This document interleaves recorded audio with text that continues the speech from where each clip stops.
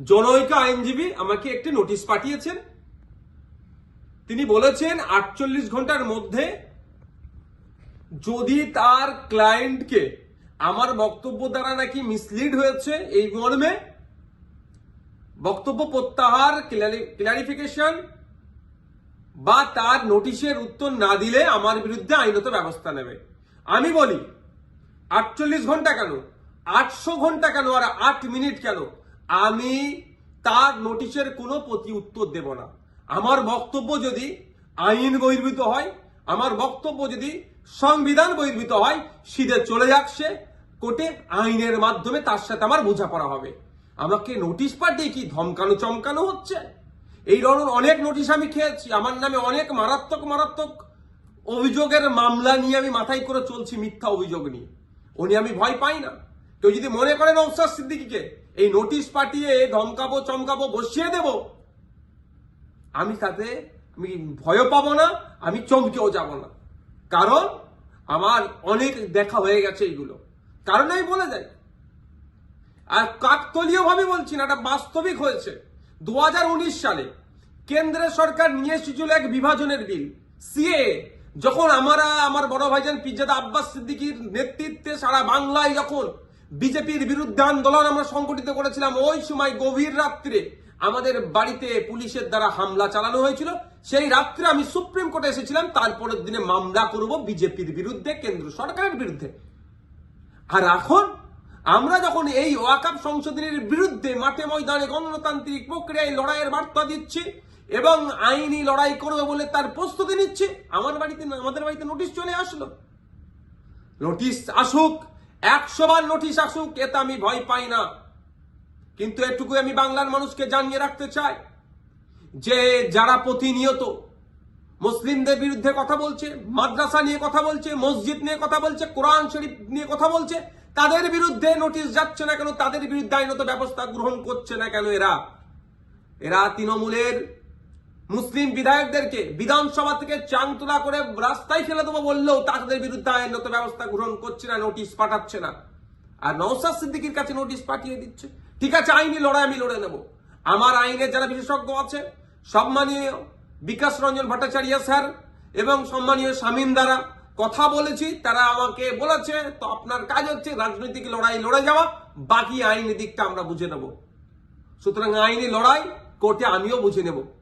কিন্তু আমার প্রশ্ন, যারা প্রতিনিয়ত মুসলিম সম্প্রদায়কে, মাদ্রাসা মসজিদকে আক্রমণ করছে, বিষ উগলাচ্ছে, তাদের বক্তব্যতে হিন্দু মুসলমানের মধ্যে যে সম্প্রীতি, যে ঐক্য বাংলায় বিনষ্ট হতে পারে, তাদের বিরুদ্ধে কটা নোটিশ করা হয়েছে, তাদের কজনের বিরুদ্ধে আইনত ব্যবস্থা গ্রহণ করা হয়েছে, বাংলার মানুষ একটা জানবেন, আমিও জানতে চাইছি।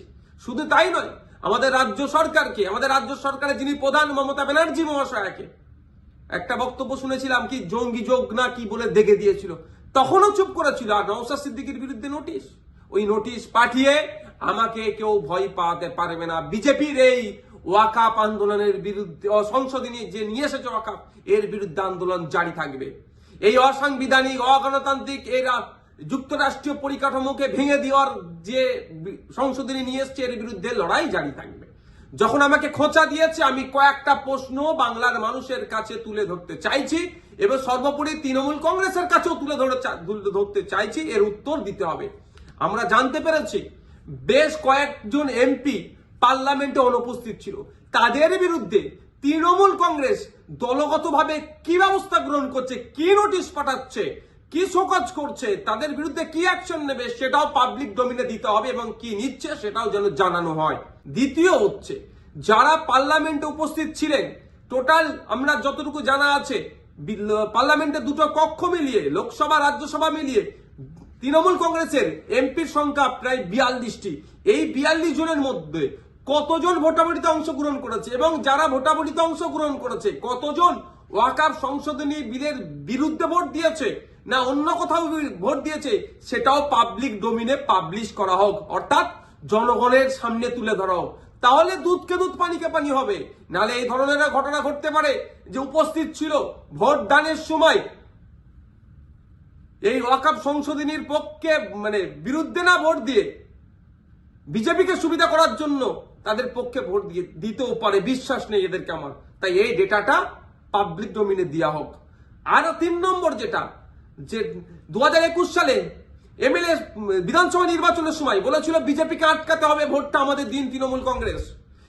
যারা আজকের দিনে এমএলএ তারা বক্তব্য দিতে গিয়ে বলেছিল যে বিজেপির বিরুদ্ধে লড়াই করতে গেলে ওনাকে জিতাতে হবে, ওনাকে জিতিয়েছেন, এখন লড়াই করবে না বিজেপির বিরুদ্ধে, না ঘরে ঢুকে চুপ করে বসে থাকবে? লড়াইটা কেমন ভাবে হবে?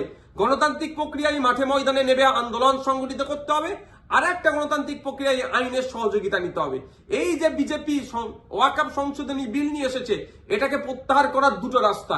একটা হচ্ছে জনগণের চাপ সৃষ্টি করে, যেটা সংখ্যালঘুদের উপরে যে দমনপীড়ন হচ্ছে, ভারতবর্ষের পশ্চিম বাংলায় সংখ্যাগুরু মানুষদেরকে দায়িত্ব নিতে হবে। এই সংখ্যালঘুদের উপরে যে দমনপীড়ন নেমে আসছে সেটাকে প্রোটেক্ট কিভাবে করবে, অর্থাৎ মাঠে ময়দানে সংখ্যালঘু থেকে শুরু করে সংখ্যাগুরুরা মিলে আন্দোলন সংগঠিত করবে, জনপ্রতিনিধিদেরকে সামনে রেখে সাথে নিয়ে একটা দিক। আর একটা হচ্ছে সুপ্রিম কোর্টের দ্বারস্থ হয়ে আইনের মাধ্যমে এই যে নতুন আইন তৈরি করতে চলেছে, এই আইনটাকে রদ করা। এখন আমার বলার বিষয়, পশ্চিমবাংলায় 200-র অধিক তৃণমূল কংগ্রেসের বিধায়ক আছে। সেই সমস্ত বিধায়কদেরকে প্রত্যেকজন যাতে একটা করে মামলা করে, তার জন্য প্রস্তুতি নিতে হবে।